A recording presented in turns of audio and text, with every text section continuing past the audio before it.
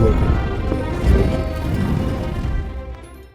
Hey, why could it have to you? At the cool ìsinmi a sì ní ayọ̀ láṣẹ Ọlọ́run. Oriyomi Hamzat lórúkọ mi.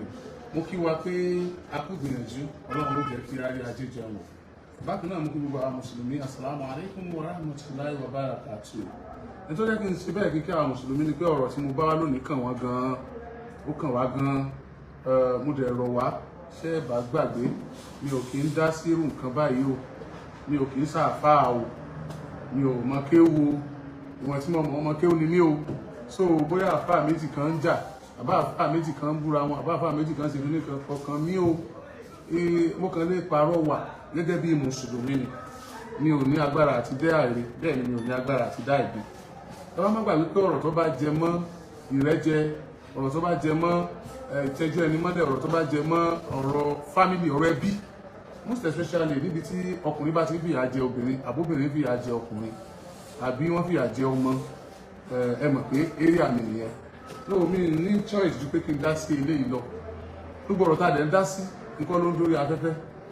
Eléyìí jẹ mórí afẹ́fẹ́ ni ó fi jẹ mọ́ ká dá sí fẹ̀fẹ̀rí wa lórí ẹ̀ lónìí. Orí afẹ́fẹ́ tó wá jẹ mọ́ náà kì í ṣe pé àwa búyàn kan, àbá wá ṣe nǹkan kan, àbá wá náà ká àlébù sí èèyàn kan rárá o. Àwa dáre bẹ́ẹ̀ la àwa dẹ̀bi. Tẹ́ ẹ bá gbàgbé àǹtí Mọ̀nsúrà obìnrin ọmọ Ẹdẹ́yẹ tó fẹ́ wọn ní Ìjẹ́ràgbìjì kọ́, ẹ̀dùn tó fẹ́ wọn ní Lòbù, tó fẹ́ broda lórúkọ broda yìí o, àbúrò broda Yusuf Adepoju ni wọ́n fẹ́. Tí àǹtí yẹn máa tí wọ́n lọ káàkiri lórí social media gbà yẹn táwọn èèyàn ṣe wọ́n tí wọ́n sunkún pé àwọn fẹ́ gba àwọn ọmọ àwọn fẹ́ kọ́sítọ́dì ọmọ àwọn. Tí èèyàn bá lísìn àti èèyàn bá ìjọba bá rojọ́ gbà mímọ̀ pé àṣẹ ni wà òkè sá Ọlọ́run níbi náà ọmọ jó wa látàrí pé ó ṣàfẹ́rọ̀ ọmọ yìí.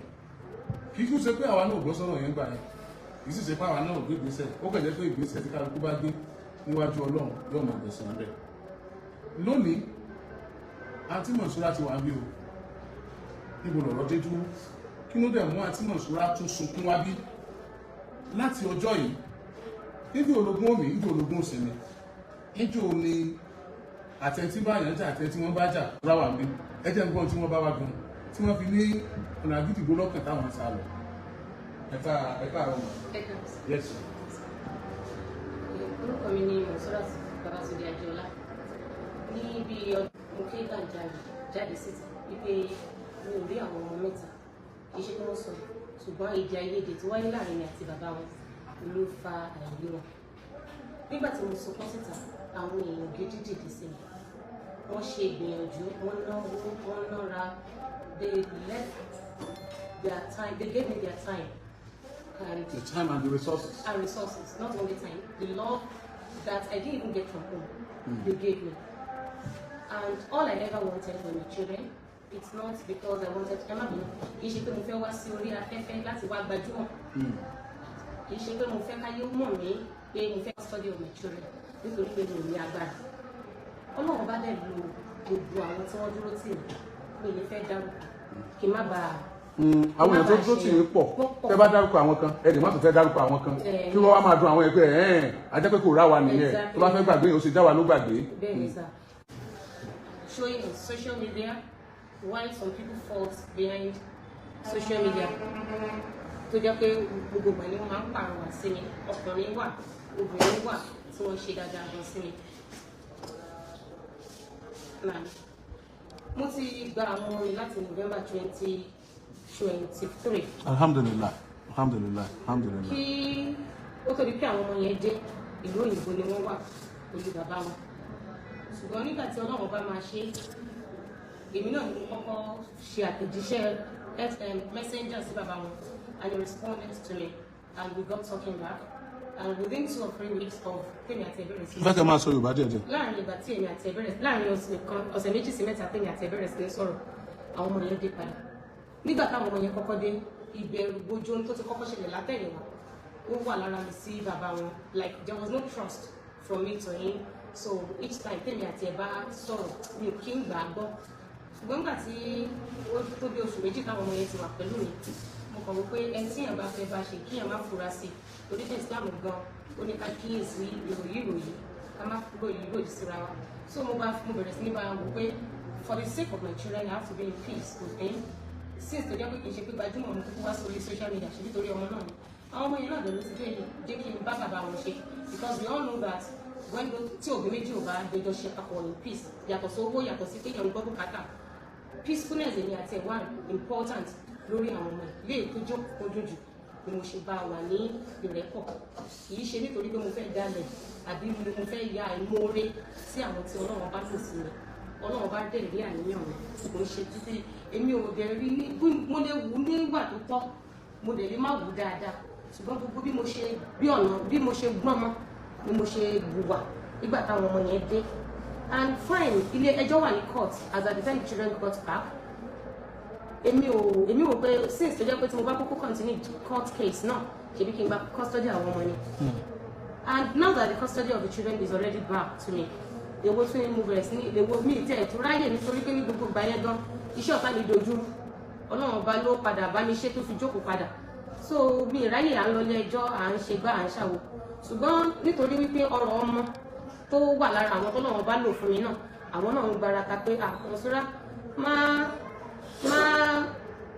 má sùpì o because there might still be more after this which I really appreciate that because mo understand pé kò ń ṣe títí ìkà ni wọ́n fi sọ torí ìfẹ́ kan ní sí mi náà ni ẹ ti understand but gbogbo ìgbìyànjú láti jẹ́ kí ó yé àwọn èèyàn pé àníyàn káwọn ọmọ yìí lè ṣe é rí lọ́jọ́ iwájú kí wọ́n lè dáa ni mo ṣe bá bàbá wọn ṣe padà lòun náà ṣe ń bá yín ṣe padà kì í ṣe nítorí pé mo fẹ́ fojú olórí gbòógì ṣẹ̀dá wọn pé tí èèyàn bá ti ní òun ṣe láti justify actions òun jù yóò padà máa ṣiṣẹ́ I think that is the point I am right now in my life because I'm trying to prove points that I am solely in front with Mubarak because of our kids.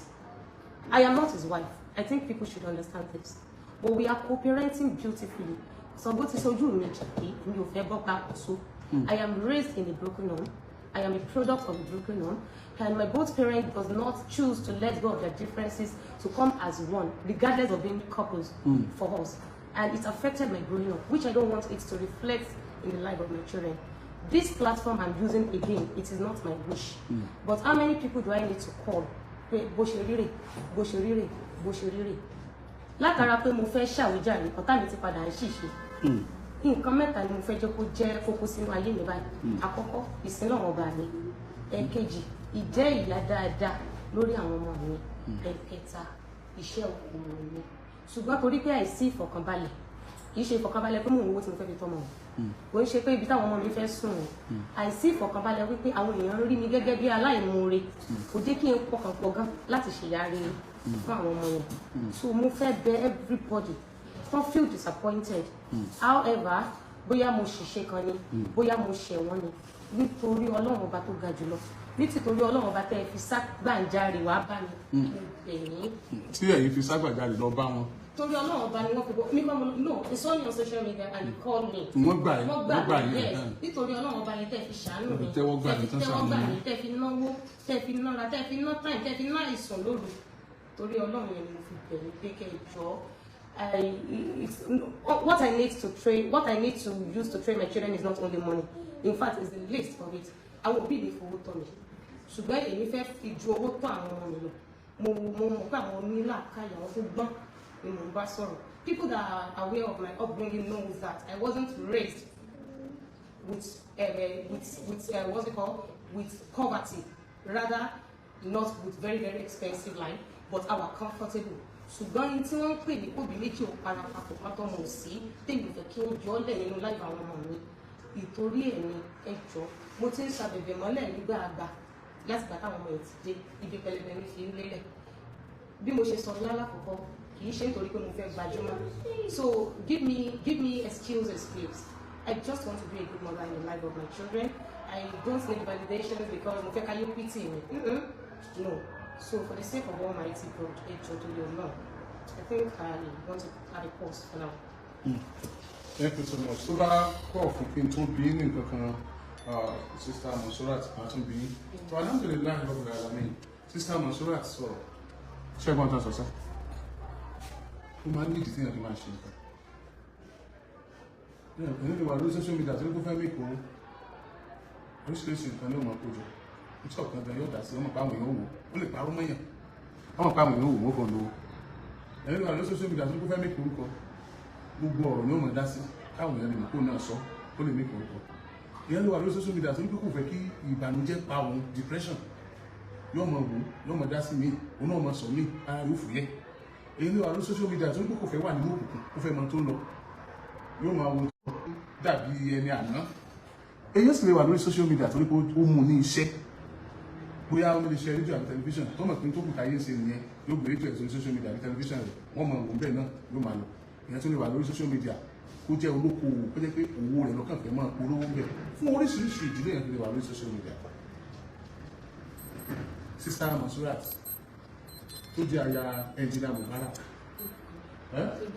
nígbà tó jẹ́ aya ẹnjìnà Mubarak Adepoju nígbà kan rí ìyẹn ẹnjìnà Mubarak Adepoju tó jẹ́ àbúrò Mallam Yusuf Adepoju. Sista Monsurat tó jẹ́ ìyá jẹ́ ọmọ ẹnjìnà Mubarak àbúrò wọn náà wọ́n wá lọ sórí social media fúnra àwọn láti wá kígbàjarè wọn náà wọ́n tó pẹ́lú gbogbo ẹ̀yìn tẹ́ gbà wọn lọ́jọ́ náà lọ́wọ́ ẹnáwó ẹnára ẹná ipò yín ẹná ọrọ̀ yín ẹná dúkìá yín ẹná àkókò ẹ̀tọ́nà ọpọlọ ẹná làákàyè láti rí dájú pé ẹkún tó sun wá bá yín ẹnu omi díẹ̀ nù táwọn dúpẹ́ lọ́wọ́ yìí o ṣé ká gbà pé iṣẹ́ tẹ́ ẹ ṣe gan ló mú rìsọ́ọ̀tì wá tí Sista Monsurat tí wọ́n fi rí ọmọ wọn tó wọ́n fi wà lọ́dọ̀ wọn ẹja gbà mí káwá dúpẹ́ lọ́wọ́ yín wípé ẹ ṣe bẹbẹ ẹ ṣe gudugudu méje ohun yàrá mẹ́fà ẹ ṣe dáadáa Ọlọ́run san yín lẹ́san rẹ̀ Ọlọ́run san yín lẹ́san rẹ̀ ibi tẹ́ ẹ ti mú owó náà kò ní tán ibi tẹ́ ẹ ti mú làákàyè náà kò ní tán ibi tẹ́ ẹ ti mú ọrọ̀ náà kò ní tán ọpọlọ yín náà Ọlọ́run ò ní jẹ́ kí bàmùbàmù òlù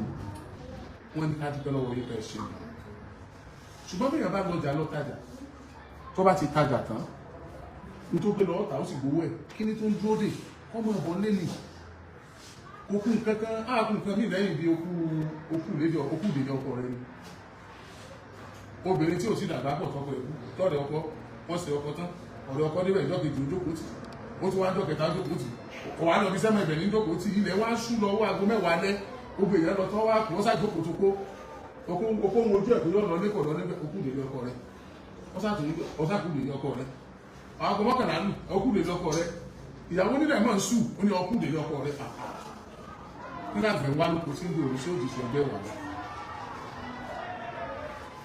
ẹ̀yin tẹ́ ẹ fọwọ́ fún Sista Monsurat lẹ́yìn tó fi rí ọmọ ẹgbà ẹni ojú sunkún ọmọ ẹ̀tọ́ pẹjọ́ ni ẹ̀tọ́ sọ̀rọ̀ lórí social media ni ẹ̀tọ́ kọ́mẹ́ǹtì ni ẹ̀tọ́ kà lásán gbogbo ẹ̀yin tẹ́ ẹ dá sí ní gbogbo ọ̀nà tẹ́ gbà dá sí ẹ̀yin ní yàwéré o ẹ̀yin ní dìdàkudà o ẹ̀yin ní ojú sunkún ọmọ ó tẹ̀kẹ́ tó wà intelligent kó tó mọ̀ pé Sista Monsurat tó yàwéré lóòótọ́ ìgbà tí èmi náà rí àwọn ọmọ mẹ́tẹ̀ẹ̀ta láàárọ̀ yìí mo ṣe kábíyèsí Ọlọ́run níbi tó mọ́ ti jáde lára kò sáàrò àfẹ́fà fàbí àmọ́ tó bá nílò àti ọ̀rọ̀ àfikún yìí mo sí replacement fún ó ti wá rọmọ ìbáyìí ó sì nítorí ọmọ ìlú fún wa ṣẹ́ẹ̀sì fẹ́ ṣẹjọ́ ni. mi ìṣẹ́jọ́ ẹjọ́ ìwọ̀n ti pàṣẹ mo fẹ́ gbájúmọ́ àwọn ọmọ mi. tọ́jú àwọn ọmọ yín. mi ìṣẹ́jọ́ mi ṣe nonsense orí social media lójú kí n tajà mi lọ. kò sí àǹfààní. ní interest inú fracas. mi ìrẹ́ bà wá ìmọ̀ pé fracas gan wà ìgbà tó ọ̀rọ̀ pé mo dórí social media lórí ọ̀nà àwọn ọmọ because èmi ò ṣe I'm an extrovert truly but ó níbi tí ohun ìgbà tó mọ again but nígbà tí ogun yẹn dé èmi náà láti ṣe mo sánjú tó because sometimes tí ẹ bá sọ́kàn gbére ìyẹn ó react you understand but kò ń ṣe nítorí wípé mo fẹ́ ṣe tó jókòó kúndùn yẹn gangan tó gbé mi wá tọ́lọ́run bá dẹ̀ ti lo gbogbo àwọn because ọlọ́run bá kì í ṣe ọgbọ́n orí mi kò ń ṣe mi àti Mubarak òun la jọjọ fínúfíndọ̀ àwọn èèyàn tọ́lọ́run bá lò ni wọ́n máa gba glory yẹn láti mo fi rí àwọn ọmọ mi mẹ́tẹ̀ẹ̀ta ṣe understand. ó yé mi ó yé mi. ṣe fracas ilé tó ti bí mi kò ń ṣe ilé ó yá mi ò tọ́ mi bẹ́ẹ̀ gan mi ò ṣọmọ tí ò lójú tì mi ò kí n tijú yàtọ̀ sí mi ò lójú tì so mi ò ṣe rọ ọmọ bẹ́ẹ̀ èmi náà dẹ̀ fẹ́ kí wọ́n kí mi kárí torí pé àwọn ọmọ yìí ti ní grandma tó pọ̀, wọ́n ti ní grandpa tó pọ̀, wọ́n ti ní uncle tó pọ̀, wọ́n ti ní auntie tó pọ̀, wọ́n ti ní a lot. So people are looking towards how they will turn out too. But these distractions to buy here and there, a good mother will testify that it will not yield positive results. I have failed, like I said earlier in one of my videos, I failed as a wife, I failed in business. Please, I plead with everyone, I don't want to fail as a role. Ọlọ́run bá gbélé mi lọ́wọ́ ìyẹn ìjẹ́ ìyá ẹ̀jọ́ mo fẹ́ fọkàn balẹ̀ fún àwọn ọmọ yìí. Ọlọ́run bá ló máa ń báyìí tó lọ. But the fact that pé Ọlọ́run bá ti ṣe wọ́n ní pé wọ́n á wà níkàtà mi, mo ní láti fi ìfọkànbalẹ̀ àtòrí pípé tọrọ. And fortunately again, obìnrin làwọn ọmọ yìí. The world is polluted already, extremely polluted. Ìyẹn tó ń fojú gan ní bí láìpẹ́ wọn ṣe ń lọ gan. Kọ́lọ́ má da ọmọ padà sábúrú fún wa. Ká tó wá sọ pé nítorí ẹ kí n mọ̀ rán mi ò rán. Ọ̀rọ̀ mo fẹ́ wí tẹnu mi lẹ́nu, mo fẹ́ wá wíjàre lọ́la, òní mo bá fẹ́ mọ̀. How do I now not contribute to how the society has been polluted? Èmi náà ò tún fẹ́ kí ìlú dàrú látọwọ́ mi. Ẹ jọ̀ọ́ ẹ ràn mí lọ́wọ́, mo fẹ́ fi kàn balẹ̀ tó àwọn ọmọ yìí. Because látara pé mò ń wá wíjàre gan pé bó ṣe ń rí nì, bó ṣe ń lọ, mo tún ti ń ṣe àwọn tó dúró tì mí. Ẹ ṣe sùúrù ni. Àwọn sọ̀rọ̀ sọ pé ká sọ̀rọ̀ láti máa sọ̀rọ̀ ní àwọn àkókò méjì kan. Ìgbà tí inú wa bá ń bàjẹ́ gan àti ìgbà tí inú wa bá dùn so nǹkan tó ṣẹlẹ̀ nìyẹn. Àgbégbà tẹ́tí láwọn ọmọ inú yá dùn. Ìgbà tí ilé ń wá àwọn ọmọ inú yín bàjẹ́ so nǹkan tó ṣẹlẹ̀ nìyẹn. Àwọn ọ̀tọ̀ tó wà lọ́wọ́ lára àwọn ọmọ yìí àbí wọ́n tọ́jú wọn dáadáa, wọ́n take care wọn. So Sister Monsurat àti láwọn òṣèjọ́ wọn gbogbo ẹ̀yin tí ẹ kún wọn lọ́wọ́ wọn làwọn dúpẹ́ lọ́wọ́ yìí wọ́n lè ṣe gan ni ẹ dákun ẹ má jẹ́ àṣejọ́ mọ́ ẹ jẹ́ àjà dúró mbẹ́ gbogbo tó kù ká concentrate ká kọ́ máa tọ́jú àwọn ọmọ ẹ̀ ọkọ̀ ẹ̀ náà máa ṣe ojúṣe. Ọmọ lè gbóríyìn lọ́la pé Monsurat ó kárí ó ṣe dáadáa ó make us proud because tí ìgbòrú ọkàn yìí bá ń pọ̀ àwọn kò ní lè gbóríyìn látara wọn lórí ìtọ́jú àwọn ọmọ exactly because mo fẹ́ káwọn náà lè sọ pé ọmọ wa lè ṣe because àwọn Zainab ti dọmọ wọn lè má tán ọmọ ìyá àbí bàbá ṣùgbọ́n wọ́n ti play roles bàbá ìyá grandma grandpa nínú láì àwọn ọmọ tí ò ń ṣe owó nìkan lọ́nà. ṣé ẹjọ́ náà Mubarak ẹjọ́ bàbá àwọn ọmọ ṣé lẹ́yìn ìgbà táwọn ọmọ dọ́dọ̀ ni wọ́n dà wọ́n sí ló máa mú nǹkan rẹ àbí wọ́n sì ń take responsibility as a father. lẹ́yìn wípé èmi ní ṣe stop there don't go there I will beat you to do that where is your assignment your clothes are dirty kìnìkan ara aspect dey dey nìkan nìyẹn àjẹ àmọ́ àwọ̀ṣọ like their clothing their hospitality like their báwo ni wọ́n ṣe máa pè é hospitals bóyá tí wọ́n kọ́ bá ṣe ọ̀tá wọn their madrasa fee everything by Allah I will return to so I don't want to say more than that.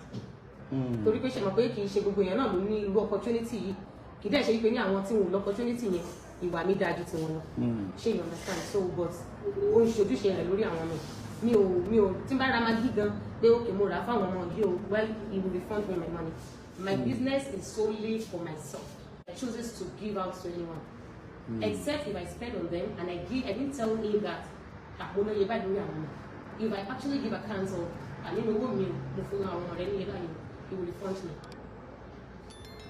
That's fine. Ọlọ́run sọ fún ọlọ́sàn án jáde bá ń sọ. Bẹ́ẹ̀ ni ṣé tẹ bá pè wọ́n máa ń lò. ọ̀rẹ́ mi ni èmi ló gbé. Ìjà bá ń sọ. Online. Ẹ jẹ́ káwọn bóyá abíbá engineer Mubarak tó jẹ́ bàbá àwọn ọmọ yìí náà sọ̀rọ̀ nígbà tí kò sí wàhálà àwọn tó fẹ́ pé torí ọmọ náà ní gbogbo wàhálà yẹn tó lọ́n sì ti ṣe ilẹ̀kùn tí wọ́n kàn Ọlọ́run ti ṣe tó kò sí wàhálà wọn ẹ jẹ́ àwọn bóyá abíbá ń sọ̀rọ̀.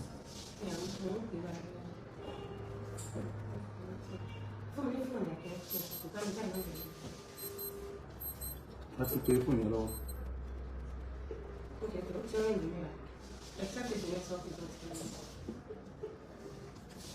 Hello, ma, assalamu alaikum.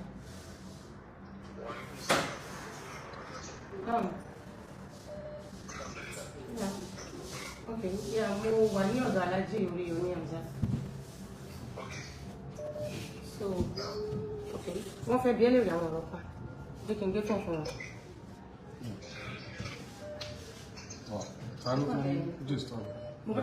Jẹ́ kí n fi ìdọ́dà fún un pè. Ọdún ìlú òkè dáadáa, kó má jẹ́ pé ìjọba kan ní ẹ bá yín òkè díẹ̀ sí torí àwọn tó ń bọ̀. Oyin òkè kì í. Ok, ó ti lọ sókè tán. Ó ti lọ òkè tán. Salamu alaikum, Ustaz. Sister Monsurat Ex-Wife. Okay, sir. Wọ́n ní àwọn wá bá mi sọ àwọn nǹkan kan. Èmi wá sọ fún wọn pé iṣẹ́ tí mo lè ṣe lórí ọ̀rọ̀ yẹn kì í ṣe tá a lè ṣe lábẹ́nú. Nítorí pé gbogbo ọmọ Nàìjíríà ló gbọ́ ńgbà tí wọ́n ń wọ́mọ. So bí gbogbo ọmọ Nàìjíríà àti nílẹ̀ àti lókè òkun náà bá gbọ́ nígbà tí wọ́n ti rí ọmọ padà, wọ́n láwọn tiẹ̀ ti sọ fáwọn èèyàn, but àwọn èèyàn kan fẹ́ ṣe àwọn gbọ́ náà làwọn fi wá bá mi mú ní àtúntàn jẹ́ kí n bá wọn sọ̀rọ̀ pé nígbà tí Ọlọ́run ti gbàdúrà wa kò sí tá gbà nínú wàhálà. Bàtà wọn wá sọ̀rọ̀ tán wọ́n wò pé ẹyẹ fẹ́ fapá kan fò nìyẹn nígbà tí èsì páwọn nìkan wọ́n kúkú ń bára wọn jà èyí sì ṣe pọ́dọ̀ ara wọn náà ti fẹ́ kọ́ ọmọ ìyẹn tí wọ́n ẹjọ́ dọ̀rọ̀ pọ̀ tí wọ́n jẹ́ bàbá àwọn ọmọ ṣé mo lè bá wọn sọ̀rọ̀ wọ́n mọ̀ jẹ́ pé ẹ̀ẹ́dọ́gbọ́n kọ́ ọmọ lẹ wá pé ti rọ́mọ nígbà kankan kí gbogbo ọmọ Nàìjíríà lè bá gbọ́ bó ṣe jẹ́ nìyẹn sà. Ẹ jẹ́ kán mọ orúkọ yín kẹ́ wá ṣàlàyé sáàdì sà. Orúkọ mi ni Engineer Monsurat Ex-Wife. Níbi ọdún mélòó kan sẹ́yìn tí ariwo bọ́ sórí social media. So èyí tó jẹ́ kókó ọ̀rọ̀ òun náà ni pé a gba ọmọ lọ́wọ́ ìyá wọn. So but Ọlọ́run bá rí wa pé gbogbo ìgbìyànjú náà làwa náà ti wá ṣe láti gbà yẹn láti correct ní narrative yẹn pé orí bẹ́ẹ̀ àwọn kankan ló ṣẹlẹ̀ àwa náà ṣe gbìyànjú ẹsẹ̀ tó lè pẹ́ àwa náà ṣe gbìyànjú kí ó wà papọ̀ pẹ̀lú àwọn ọmọ ẹ̀ kó sì tó lè tọ́jú ọmọ bíi ìyá ọmọ ṣùgbọ́n a discover pé lóòótọ́ báyìí náà àwọn kan gbarapa nígbà yẹn tí wọ́n wò pé kí ó ṣe lè rí bẹ́ẹ̀ tí wọ́n dẹ̀ sọ̀rọ̀ lórí social media wọ́n gbé káàkiri gan-an nígbà yẹn ẹni tí àníyàn tí olúkálùkù fi wá gbé síta Ọlọ́run ọba ló mọ̀ ṣùgbọ́n táwa náà wò ní pé àwọn kan wà sí sí ọ̀pọ̀lọpọ̀ yẹn wà sí sí ẹ̀gbá yẹn pé lórí àfikún pé tó bá jà wá náà ní agbọ́dọ̀ ariwo bẹ́ẹ̀ àwa náà lè dá sí.